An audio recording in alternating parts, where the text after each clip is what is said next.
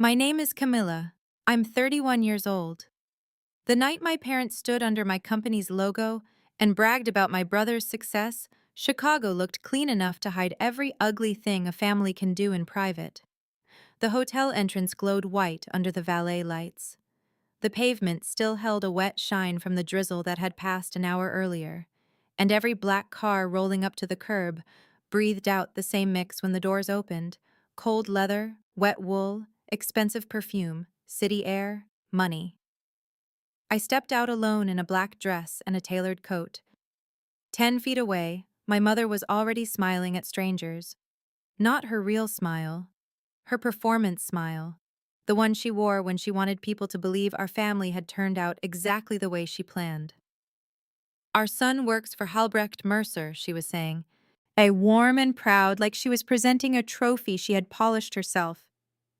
Private equity, acquisitions, the whole thing. He's doing very, very well. My father straightened beside her the way he always did when Daniel's name gave him something to borrow. Pride, status, proof. Above the ballroom doors, the silver Halbrecht Mercer crest glowed across a massive presentation wall. Sharp, elegant, merciless. My parents had no idea the empire they were admiring, the empire they used as proof that their son had made it, belonged to me. Across the entrance, my brother was laughing beside two regional directors, adjusting his cufflinks like he had grown up in rooms like this. Tailored navy suit, company pin on his lapel, easy posture, perfect timing. He looked exactly like the son my parents had always wanted to display. Yet then he saw me. His smile did not disappear. It just tightened. Camilla, he said, 2 syllables. Careful. Measured. You made it. He said it like I had arrived somewhere by accident. My mother turned, looked me over from coat to shoes, and gave me that tiny nod she used when she wanted to acknowledge my existence without offering approval. At least you dressed appropriately. My father glanced toward the ballroom, then back at me, already calculating risk. Try to be social tonight, he said. Daniel made sure your name was on the guest list. I looked at my brother. He held my eyes a fraction too long. You're welcome, he said. The wind cut down the street and slid under my coat. Inside the hotel, I could hear the soft brush of drums from a jazz trio warming up. Crystal chimed somewhere beyond the doors. Laughter moved in low, expensive currents. I smiled at him. The kind of smile you give someone who is walking straight toward a trap he built with his own hands. That was thoughtful, I said. My mother reached for a champagne flute from a passing tray and lowered her voice. Please don't start anything tonight. This is important for your brother. There are sentences that explain an entire family if you let them sit long enough. That was one of them. Important for your brother, not for the board, not for the investors, not for the company, not for the woman whose signature moved 7 figures before lunch and decided whether 3 states saw expansion or retreat next quarter, just for my brother. We walked into the ballroom together, but not as a family. More like 4 separate versions of the truth sharing the same carpet. My crystal chandeliers scattered light across marble and brass. Servers floated past with champagne trays and little white plates, carrying food too fragile to count as dinner. The string section near the back wall threaded itself through the room in soft, elegant loops. Everywhere I turned, people were saying words like EBITDA, portfolio, integration, leverage, growth, like prayer, like armor, like ritual. The room smelled like lilies, truffle oil, perfume, chilled glass, and winter coats drying at the shoulders. My father loved places like that. He always had. He loved any room where wealth was visible enough to stand near. When I was a kid, he ironed his shirts too carefully, shined shoes that pinched his feet, bought a used German sedan one year when we were behind on the electric bill because he said image mattered. Image is an investment, he told my mother in the kitchen, like he was reciting something noble instead of reckless. My mother clipped coupons at the table and still acted like dignity came with certain labels. Daniel fit their dream because he understood performance early. He knew how to stand, how to grin, how to answer adults, how to sound promising before he had done anything. I never did. By 16, our house in Naperville already had a rhythm. Daniel's trophies on the mantle, Daniel's honors certificates in frames, Daniel's acceptance letters on the refrigerator, Daniel's future discussed before dessert. My report card sat on the kitchen counter beside store coupons, unopened utility bills, and my mother's lipstick-marked coffee cup. When relatives came for Thanksgiving, they asked Daniel about business school before the turkey was carved. They asked me to bring extra forks. That was the shape of it. Not screaming, not daily cruelty, not dramatic abuse anyone could point to and name easily. Something colder than that. Selective warmth. My parents invested affection where they expected returns.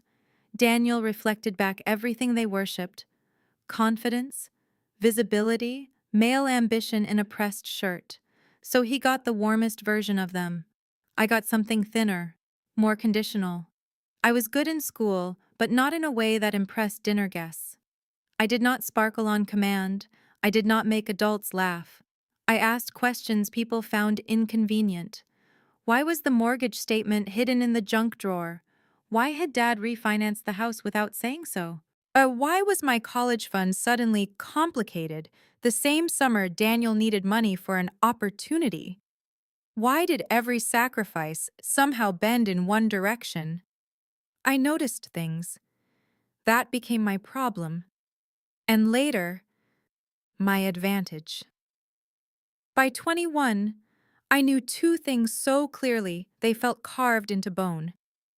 My parents believed success was male until proven otherwise, and Daniel knew it. Maybe he did not build the imbalance from scratch, but he enjoyed standing inside it. At the gala, he moved from cluster to cluster while my parents followed his orbit. Every time he stopped beside someone with a title, my mother's smile brightened another shade. Every time he laughed, my father laughed harder. Daniel has always had leadership. He's moving up fast. We always knew he was meant for something big. I took a glass of sparkling water from a passing tray and let them keep talking. That is the thing about patience. People confuse it with weakness when they have never held real power. Real power does not always rush to correct a lie. Sometimes it waits. Sometimes it lets the lie dress up, order a drink, and introduce itself to the room. Across the ballroom, a 10-foot screen rotated through Halbrecht Mercer's history. Industrial acquisitions, logistics, real estate, ag tech, regional maps in clean white lines across Illinois, Indiana, Wisconsin, Michigan. My parents called it a business empire. They were not wrong. They were just wrong about whose empire it was, and that empire had not begun as an empire. It started as a warehouse, then a lawsuit, then a dead man, then me. When I was 23, I was working 2 jobs and paying for my own graduate certificate because my parents had decided Daniel's MBA was the smarter investment. I lived in a 1-bedroom apartment with cracked kitchen tile, a bathroom fan that sounded like a dying lawnmower, and a lease so aggressive it read like a threat. By day, I worked in the back office of a mid-sized logistics supplier in Cicero. By night, I did vendor reconciliation for a consulting firm that paid on a schedule so unstable I tracked deposits like weather patterns. I spent weekends in county buildings and DMV lines filing registrations for companies that were not mine because one of the partners hated government offices and discovered I was too responsible to say no. I knew the smell of toner, old carpet, fluorescent lights, stale coffee, and people losing patience in every clerk's office between Chicago and Aurora. I also learned something there. Money leaves fingerprints, power always leaves a trail, and men who think they are important usually assume the person sorting paper is invisible. That was how I found Halbrecht Mercer, or more accurately, how I found the fracture line that became it. A man named Edwin Mercer died without children, and with just enough family conflict to turn probate into blood sport wearing expensive shoes. Mercer had built the original operating company with Leonard Halbrecht decades earlier. Then he outlived everyone who actually understood how unstable the structure beneath it really was. By the time I saw the file, Mercer Holdings had become a nest of shell entities, disputed signatures, side notes, buried conversion rights, and family members circling each other through lawyers. The consulting firm where I worked had a temporary contract helping clean vendor records for one Mercer subsidiary during a pre-litigation audit. I was not in strategy meetings. I was not in the room with decision makers. I was in a side office with bad lighting, old binders, vendor histories, and stacks of invoices high enough to make a person invisible. And because nobody thought what I was doing mattered, nobody noticed how closely I was looking. One note kept bothering me. A so-called minority paper instrument tied to a side obligation no one respected because the file looked boring. But boring documents run empires. Not speeches, not titles, documents. Timing. Triggers. I started tracing the relationship between one obligation and 3 operating entities. Then I found a chain of filings that did not line up. Then an amended lien release buried under a mislabeled index entry in Joliet. Then a timing window. Then a path. Not an easy path. Not a magical one, but real. A dormant route to control if someone had the patience to assemble it before the family factions tore the whole estate apart. I asked a question I was not supposed to ask. Then another. Then a third. The senior attorney on the audit was a woman named Margaret Keene. 62. Brilliant. Terrifying. The kind of woman who made men twice her size sit straighter without understanding why. She looked at me over her reading glasses and said, "Who taught you to read capital structure?" I said, "No one." "Ed, I just hate sloppy math." She stared at me long enough to make most people fold. I did not. A week later, she asked me to lunch. Not out of kindness, to test whether I was lucky or useful. She chose a place in the loop with white tablecloths and servers who spoke softly enough to make every question feel sharper. She did not waste time. "What exactly do you think you found?" So I told her. I told her the estate structure was weaker than everyone believed, that a side note carried leverage no one had priced correctly, that one filing sequence in Joliet changed the pressure map if the estate missed a timing obligation, that the people in the room with the highest billing rates had overlooked it because they were reading for prestige instead of consequence. She did not smile. "Gee, and what makes you think someone like you should be involved in something this large?" she asked. There was no insult in the question, only measurement. I told her the truth. I come from a family that mistakes polish for substance. I work too much. I trust paper more than promises, and I saw it before the men billing $900 an hour did. That was the first truly dangerous sentence I ever said out loud. She hired me 2 weeks later. Officially, I came on as an analyst for a restructuring team. Unofficially, I was being watched, tested, pushed, thrown just enough responsibility to see whether I broke under it or sharpened. When I told my parents, my mother frowned over dinner. "So you quit a normal job for some dead man's paperwork?" My father cut his chicken and said, Meanwhile, your brother already has a real track lined up." Daniel did not defend me. He never needed to say much. He knew the room would do the work for him. That winter, while my parents hung Christmas lights and told neighbors Daniel had such a bright future, I was learning how fragile every empire really is. They do not stand on confidence. They stand on structure, debt pressure, conversion triggers, cash flow. Who owns what? Who notices first? Who has the stomach to make the unpleasant call before midnight? The Mercer estate should have splintered. Instead, Margaret built a bridge out of legal precision and timing, and I built the models that proved where the real control points were. I mapped which entities mattered, which liens were cosmetic, which executives were decorative, which cash flows were real. But which assets were vanity, which obligations could be bought quietly, which fires had to be lit in order to stop worse ones later. I was 24, sleeping 4 hours a night, living on burnt office coffee, gas station almonds, stale protein bars, and adrenaline. And I was good. Not good for someone young. Not good for a woman nobody expected much from. Good enough that people stopped explaining the basics to me. Good enough that I started getting silence instead of condescension. Good enough that Margaret would slide a document across the table and ask only one thing. What am I missing? That question is respect in its purest form. The Joliet filing changed everything. A recorded release, a missed side obligation, a trigger no one thought mattered. They missed it. I didn't. By the time probate finished chewing through the Mercer estate, Margaret had assembled a holding structure capable of taking control of the operating companies through leverage nobody saw early enough. Her investors wanted someone polished to front it. Older, male, predictable. Someone who looked like authority in a dark suit and a private club hallway. Margaret chose me. Not publicly, not yet. Privately, structurally. The only way real control is ever built.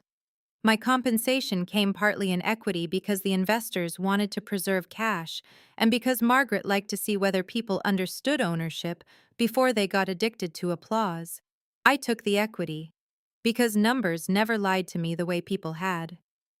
Within 3 years, I turned minority paper into command. I bought out passive holders and replaced 2 executives who treated the company like a country club, sold off vanity assets, expanded freight infrastructure before competitors realized regional manufacturing was waking back up, moved into industrial real estate, then ag tech distribution, then integrated the holding structures into something cleaner, stronger, harder to shake. I built systems, teams, standards, distance. That last part mattered more than anyone knew. Because when my family started realizing I was doing well, they did not become curious. They became selective. My mother asked vague questions about that consulting thing. My father asked once if I could look at a friend's loan application. Daniel asked if I had any contacts at Mercer. That was before he knew he was already speaking to the person who could place him there. He got hired into Halbrecht Mercer through a management pipeline after a referral from an executive who owed me favors and believed he was doing me one.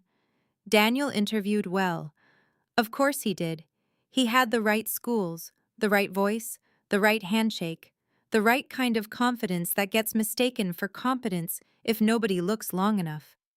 I signed off on the final hiring slate without telling anyone, not because I planned to hide forever, because I wanted to know what he would do if he believed his success belonged entirely to him. I got my answer quickly. That Thanksgiving, my parents acted like royalty had entered our bloodline. My mother carved turkey with performative joy. My father opened wine we could never afford when I was a kid, but now bought every chance he got because prosperity meant more when it could be poured. Daniel described the company in broad, confident terms, careful not to say anything confidential, and every word landed like applause. "This is real business," my father said. "Big decisions, big clients," my mother added. "Not those vague projects you always had." She said that while handing me green beans. At the same table where my college plans had once been moved aside for Daniel's acceptance packet, I asked him if he liked the culture. He smiled and shrugged. "It's elite," he said. "Hard to explain unless you've been inside." I looked down at the cranberry sauce, the folded napkins, the suburban catalogs stacked by the entry, and realized something I should have understood years earlier. They did not want to know me. They wanted a story they could use. Daniel gave them one. I did not. So I let the distance grow. When my mother asked where I traveled for work, I said, mostly meetings. When my father asked whether I had finally found something steady, I said, steady enough. When Daniel joked that maybe someday he'd see me in the building if I ever worked with serious clients, I smiled and asked him to pass the potatoes. There are people who think silence means surrender. They have never watched a lie overfeed itself.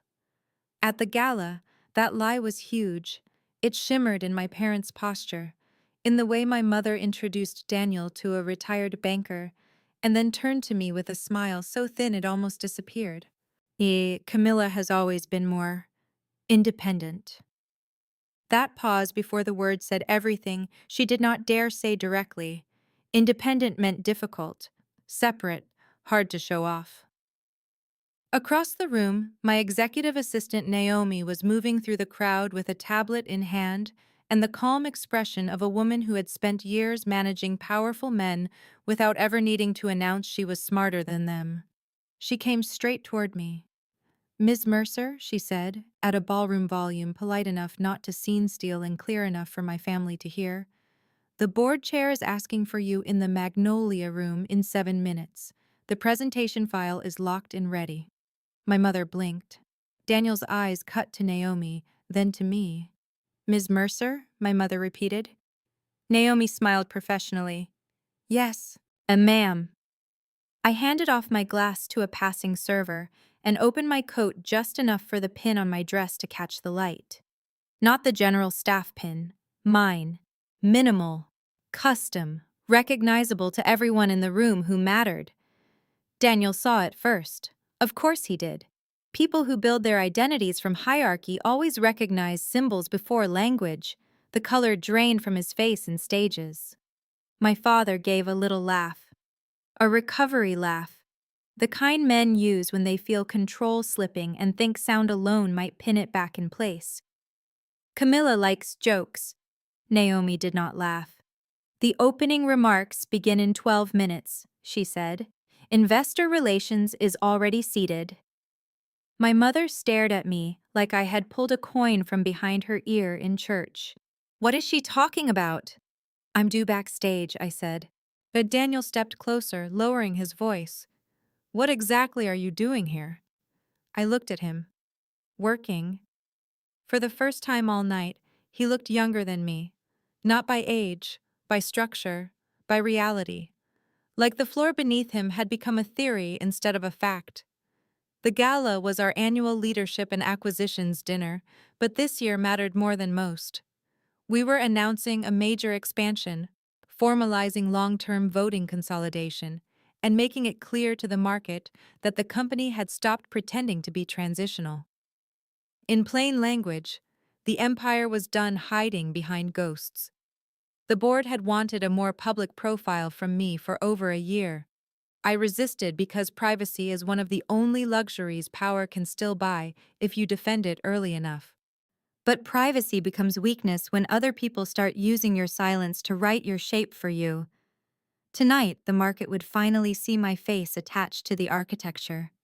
I had not invited my parents. Daniel had. He thought he was bringing them to celebrate him. I almost admired the symmetry. Backstage smelled like hot lights, cable insulation, perfume, and the dry, papery scent of printed remarks no one ever delivers exactly as written. An event producer clipped a microphone at the edge of my dress and reviewed the timing. Naomi updated me on seating adjustments. Margaret Keene stood near the monitor wall in dark silk, semi-retired in theory and impossible to fully remove from any room involving me in practice. She looked me over once. "Shay, you're late by 2 minutes." I was being underestimated in the lobby. That earned the smallest shift at the corner of her mouth. "Good," she said. "It keeps the blood moving." I looked at the monitor feed. My parents were near the left aisle, my mother gripping her wrap too tightly, my father talking to Daniel in clipped hard bursts, Daniel watching the stage entrance like answers might emerge wearing credentials. Margaret followed my gaze. "Family?" "Unfortunately." She was quiet for a beat. Then, "Don't waste clean execution on dirty emotions." That was Margaret. She could cut a person open with a sentence and somehow make them stronger. The MC began. Applause moved across the ballroom in polished waves. He welcomed investors, operators, civic leaders, lenders, council, regional partners. And he spoke about growth and resilience and American industry in the language rooms like that always use when they want ambition to sound patriotic. Then the board chair took the stage and delivered the careful kind of speech designed to please markets without promising anything that could become a problem in print. I waited in the dark at the edge of the curtain, one hand on the cool black drape, and felt my life dividing itself cleanly into before and after. I thought of my first apartment lease and the panic of signing it with $800 in my checking account. I thought of missing half a workday once because a tax filing error tied to a name issue forced me to sit at the Social Security office under fluorescent lights while a model due by 5 kept ticking in my head. Yet I thought of Daniel asking at a 4th of July barbecue whether I still rented. I thought of my mother telling a neighbor, within my hearing, that some girls simply don't know how to make themselves easy to support. Then, the board chair said my name. Not Camilla, the daughter, not Daniel's sister. Camilla Mercer, chairwoman and controlling principal, founder of the current holding structure, chief executive of Halbrecht Mercer Consolidated. He said it once, then again, full title, full weight. I stepped into the light. People stood, not all at once, first one row, then another. Then the motion spread across the room in a fast visible wave, chairs sliding back, glasses lowering, bodies rising. I did not look at my parents immediately. I looked at the people whose trust I had actually earned. The operators who had watched me save a deal at midnight in a room with bad coffee and worse numbers. The lenders who knew I answered direct questions directly. The department heads who had seen me at 6:20 in the morning on budget calls. The lawyers who knew I read every page before signing. The women in the room who held my eye one beat longer than necessary, because visibility changes a body when you have gone too long without it. Their applause had texture. It was not social. It was not decorative. It was structural. I took my place at the podium beneath the silver crest that had hovered over my family's fantasy all evening. Then I looked left. My mother was staring at me like language had abandoned her. My father had half risen and then forgotten what came next. Daniel was standing perfectly still, hands at his sides, with the expression people wear when reality arrives without asking permission. The opening I had prepared was softer, safer, more polished. I changed it. Most people only notice an empire once the lights are already on, I said, a few smiles, a few heads lifting. They rarely see the years spent wiring the walls. And then I spoke, for 11 minutes, about regional manufacturing, about disciplined growth, about patient ownership, about why structures survive when personalities don't, about what happens when leaders confuse visibility with value, about stewardship, pressure, timing, the difference between noise and consequence. I did not mention my family. I did not need to. Every introduction that followed made the point for me. The board chair called me the driving architect of our modern structure. Our lead lender thanked me for steadiness through volatility. A representative from the mayor's office referenced Ms. Mercer's investment leadership across the region. A regional operator spoke about how I had protected jobs during a restructuring cycle by refusing vanity cuts, one after another, title after title.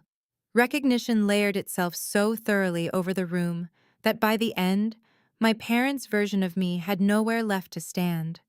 The receiving line after the speech moved like a tide.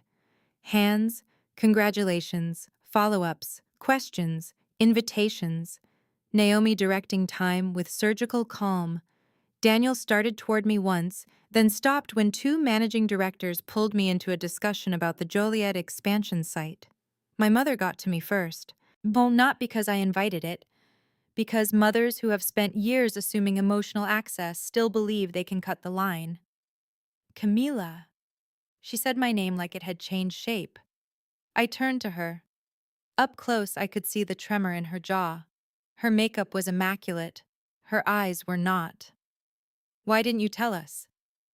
There are questions that deserve tenderness, and there are questions that deserve accuracy.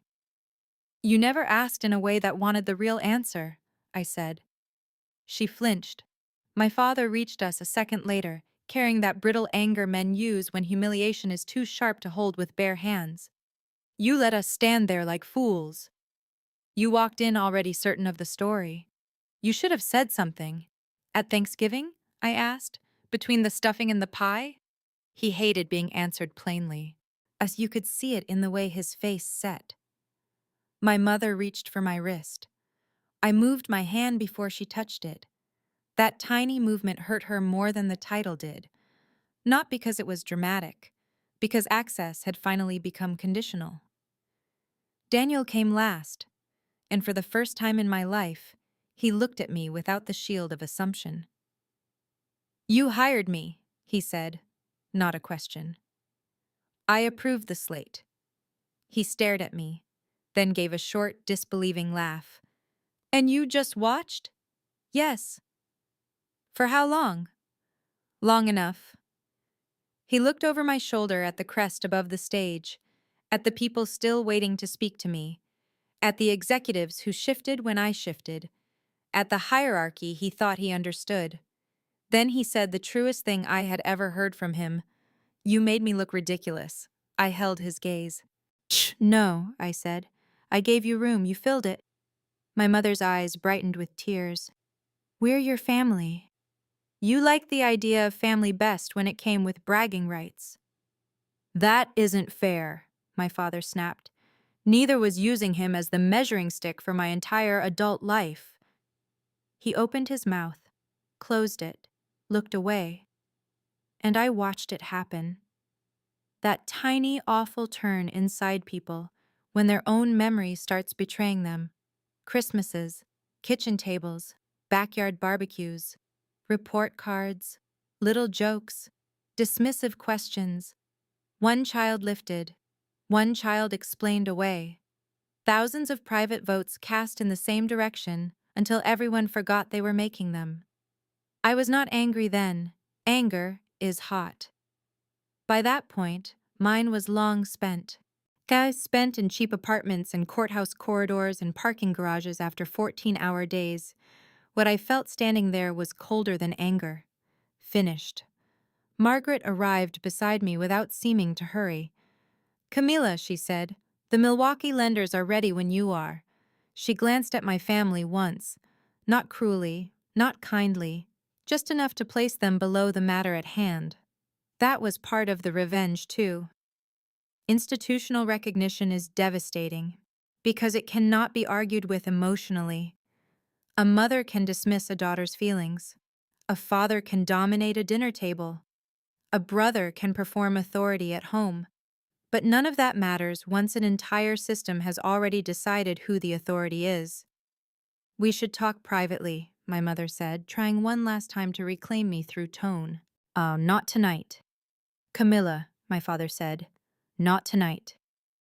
Daniel looked ashamed for the first time, and some small part of me almost pitied him until he asked, Did everyone here know? The people who needed to. So I was a joke. Only in the version where you assume the ceiling belonged to someone else. He rubbed his mouth with one hand. His cufflinks flashed in the chandelier light. I remembered him at 15, pleased with himself because my mother had already announced my grades mattered less. I remembered him at 26, telling neighbors he was finally in rooms where serious decisions happened. He had been standing in my rooms for 2 years. He just never looked up. I left them there and went with Margaret. The rest of the evening unfolded the way strong structures do once pressure has tested them, clean, decisive, without drama. The Milwaukee lenders committed to revised terms. Our Indiana logistics partner accepted the warehouse conversion timeline. A state official requested a follow-up on workforce development. 2 younger women from investor relations found reasons to hold eye contact a beat longer than necessary, and I understood that too. Visibility matters differently when you know what it costs to go unseen in public. At one point, during a conversation about land use near a new agtech distribution site, I looked across the ballroom and saw my parents sitting at a small table near the back. No one important needed to visit them. My mother looked smaller than usual. My father looked older. Daniel stared at nothing. For years, I imagined exposing them would feel explosive, victorious, sharp. It did not. It felt exact, like a ledger finally balancing. After the formal program, I stepped away for 20 minutes to the executive lounge on the 32nd floor with Naomi and my chief operating officer. The windows looked out over Chicago in sheets of blue-black glass and moving white light. Helicopters blinked over the lake. The room smelled faintly of cedar and untouched bourbon. Naomi handed me the final signatory packet for morning. The board wants a press schedule within 48 hours. My COO flipped a page on his tablet. And your brother submitted an internal transfer preference last week. Strategy advancement. I laughed softly. Of course he had. Do you want it held? He asked. I looked out at the skyline and thought about how much damage family can do when given unearned access. Daniel was not incompetent. Hey, that almost made it worse. Competent entitlement can spread for years if nobody names it. No retaliation, I said. No favors. He nodded once. He understood. Merit only. Record clean. Distance intact. That is another lesson real power teaches you. You do not always need to destroy people. Sometimes gravity is enough. When I came back downstairs, the crowd had thinned. My parents were waiting near the coat check corridor under mirrored panels and warm amber sconces. Somewhere behind the walls, hotel staff were stacking glassware and loading silver into rolling bins. A housekeeper pushed a linen cart past us. The glamour had started to show its seams. That felt right. My mother spoke first. Her voice was rougher now. Were you ever going to tell us? I took my coat from the attendant and slid it on before answering. So I thought about it. And? My father asked. Then I remembered every time you made it clear you preferred the version of me that needed less space. He looked as if I had struck him. My mother swallowed. We were proud of Daniel because we understood what he was doing. No, I said. You were proud of what you could explain to other people. That landed. You could see it. Not because it was clever, because it was true. Her eyes filled. That's not all you were to us. I held her gaze. Name 1 year of my adult life you can describe without referencing him. She could not. That was the coldest moment of the night. Not because anyone shouted, because no one could. My father drew a long, tight breath. We made mistakes. You made a hierarchy and called it parenting. Daniel had been quiet longer than I had ever known him to be. When he finally spoke, his voice sounded almost unfamiliar. Did you hate me? The question startled me, not because it was dramatic, because it sounded young, stripped down, almost childlike. Not at first, I said. He nodded once, like he had expected that answer. Then he said something else, something uglier, and more honest. I didn't tell them because once I started suspecting there was some connection, once people around me stopped answering certain questions, I knew enough to keep quiet. My father turned to him. You knew? Not everything, Daniel said. My mother looked at him with the kind of hurt I had worn for years. Daniel. He looked away. And in that moment the family myth broke in both directions. Not just daughter against golden son, parent against child, son against parent, truth against usefulness. Nobody in that hallway came out whole, except maybe me. And even I was standing there with old fractures. I reached into my bag and pulled out a white envelope, not dramatic, not thick, just paper. I handed it to my father. What is this? More than you earned, I said. Less than you think. He opened it, read, stopped, read again. My mother leaned in. Daniel went still. Inside were 2 things. The first was a private family services retainer I had quietly put in place 6 months earlier through an outside office they never traced back to me. Medical advocacy, legal review, tax coordination, long-term elder planning. But because my father's retirement position was weaker than he pretended, because my mother still believed paperwork could be delayed into forgiveness. The second was a deed abstract for the Naperville house. 3 years earlier, during a refinancing spiral they never fully told anyone about, they had come closer to losing it than either of them would ever admit. I had bought the debt through a quiet vehicle before it could turn hostile. Never told them, never used it against them, just held the roof up. My mother whispered first. "You saved the house?" I buttoned my coat. "A long time ago." My father looked at me in a way I had never seen before. No pride, no irritation, no authority, just something raw. Why? That question deserved the last clean answer of the night. "Because I was raised there," I said. Even if I wasn't cherished there." My mother started crying then. Not loudly, not beautifully, real crying. The kind that comes when the story you built about yourself finally dies in front of you. I did not comfort her. Not because I wanted to punish her. Because comfort is intimate, and intimacy cannot be demanded the same night truth arrives. Daniel's voice dropped low. "What happens now?" The ballroom lights behind us were dimming section by section. "Now," I said, "you go to work and earn whatever part of your future is actually yours." Then I looked at my parents. "And you learn my life is not a reward you get to claim just because it turned out well." "Camila, please," my mother said. "You can contact my office for practical matters.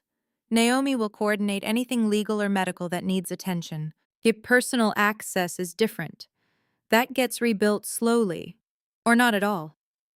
My father stiffened at the word office. "You'd put your own parents through an assistant?" "You introduced me to the world as less than I was," I said. "An assistant is generous." He exhaled through his nose and said nothing. No scream, no slap, no grand public collapse, just a hotel corridor. Amber light, mirrors, wet winter air faintly pressing against the revolving doors. That is how some endings really happen, not with thunder, with access being reassigned. I walked toward the exit. My heels clicked softly over polished stone. No one followed. Outside, the city had turned colder. Valet attendants stood beneath heat lamps. A black SUV waited at the curb. The drizzle was gone, but the street still reflected every signal in long blurred ribbons of red, gold, and white. Before I got in, I looked back through the glass. My parents were still visible inside, small under the lobby lights. Daniel stood a little apart from them now. For years I thought being seen by them would heal something. It didn't. Being seen accurately is not the same thing as being loved well. I learned that late enough to lose a childhood to it, and early enough to build freedom anyway. On the ride north, I took off my earrings, leaned back against the cool leather, and watched the city slide by in fragments. A man carrying takeout under an awning, blue lights near Lower Wacker, a couple arguing quietly at a crosswalk, a pharmacy glowing on the corner at nearly midnight, the ordinary world still moving, completely indifferent to whatever had just ended inside me. My phone lit up. Board congratulations. Investor follow-ups, press requests, a note from Margaret, only 2 words. Clean execution. Then another, 2 minutes later. Never shrink so other people can narrate you. I smiled at that. By morning, industry outlets had my photo attached to headlines I had delayed for years. By afternoon, people from high school who had barely remembered me were pretending they had always known I'd become something impressive. An aunt from Schaumburg left me a voicemail claiming she had told everyone I was exceptional as a child. She had not. My mother sent 3 texts and deleted 2 before I could read them. My father sent none. Daniel showed up at work Monday morning on time. That mattered. He did not ask for special treatment. So I did not hide behind my name. Did not perform wounded innocence. Did not quit. He sat in a cross-functional operations review, took notes, and only spoke when he actually had something useful to say. It was the first time in my life I had seen him operate under equal rules. I did not reward him for that. But I noticed. Weeks passed. Then months. My office remained the point of contact. Naomi coordinated tax counsel when my father missed a filing issue. A notary was dispatched to the house for revised estate documents when my mother finally accepted that denial is not a retirement strategy. I approved a long-term medical advocacy package without discussion. Practical care continued. Personal closeness did not. At Thanksgiving, I did not go. I stayed in my condo overlooking the lake, barefoot on warm wood floors, but catered dinner cooling on the counter, the city lit in soft white lines beyond the glass. A quiet so clean it felt expensive. Later that night, I walked past windows filled with Christmas lights and thought about how many families decorate what they refuse to repair. In December, my mother mailed me a handwritten letter, not a card, not a holiday note, not a text full of softened language. 6 pages. She wrote about things I had forgotten she even remembered. My 4th grade science fair. The snowstorm when the power went out, and I made lists by flashlight because organizing things calmed both of us. The yellow legal pads I filled as a girl with imaginary companies and prices and plans. Then she wrote what mattered, line by line, without hiding. How often she confused visibility with value. How often she treated Daniel like a success, and me like a complication. How often she celebrated what was easiest to brag about instead of what was hardest to understand. One sentence stayed with me. I taught myself to read your brother like a success and you like a challenge, and by the time I understood the difference, I had already damaged both of you. That was honest. Honesty does not heal damage by itself, but it can stop the leak. I wrote back 3 weeks later, briefly, carefully. No performance, no false grace. We met for coffee in February near the river. Not a chain cafe, not anywhere full of old memory. She looked older, softer around the eyes. Less certain charm could still manage outcomes. We did not hug right away. That felt correct. My father took longer. His pride ages badly in men who build identity out of authority. He came to my office in March under the pretense of discussing estate restructuring. Sat across from me in a guest chair that cost more than his first car. Looked out at the skyline for nearly a full minute before speaking. I used to think if I praised your brother enough, he said, maybe I could fix what I felt I had failed to build myself. I let the silence hold. Then he said the part that mattered. I kept making him bigger because it was easier than admitting I had no idea what you were becoming. That was his apology. Incomplete, awkward, useful. I accepted it the way adults accept weather. Not as redemption, as information. Daniel was the most complicated. He did not become noble overnight. That is not how life works. But the gala broke something false in him, and once it broke, it stopped feeding him. He transferred out of strategy visibility work and into operations analysis, where there were fewer mirrors and more consequences. 6 months later, one of our plant managers told me he had stayed late 3 nights in a row, fixing a vendor reporting mess no one glamorous would ever notice. Good. Some men need obscurity before character can breathe. The following summer, on a humid evening before a board dinner, Daniel knocked once on my office door and asked if I had 5 minutes. He did not sit until I told him to. I wanted to say something without an audience. Go ahead. He looked down at his hands first. That, more than anything, told me he was serious. I spent most of my life thinking love and praise were the same thing, he said. I knew you got less. I liked that it made me feel safer, bigger. I told myself I didn't create it, so I wasn't responsible. Then he looked up. I was. I let the silence stay there long enough to prove it did not scare me. What do you want from me? I asked. Not instant forgiveness, he said. Not a clean reset. Just a chance to build something less ugly than what we had. I leaned back and looked past him at the river, the summer haze over the city, cranes moving slow in the distance. Power had once felt like my private revenge. By then, it felt mostly like responsibility. Payroll, risk, standards, decisions, making sure large things do not crush smaller lives simply because they can. Family fit into that differently than I once imagined. I did not owe them immediate closeness. I did not owe them access because blood makes people sentimental. I did not owe anyone the old version of me just because they suddenly found the new one easier to admire. But I also no longer needed them to stay broken for me to feel strong. Then build it slowly, I said. He nodded, and that became the pattern. Slow, earned, real. The empire kept growing. Not because of the gala. The gala was theater around a fact already true.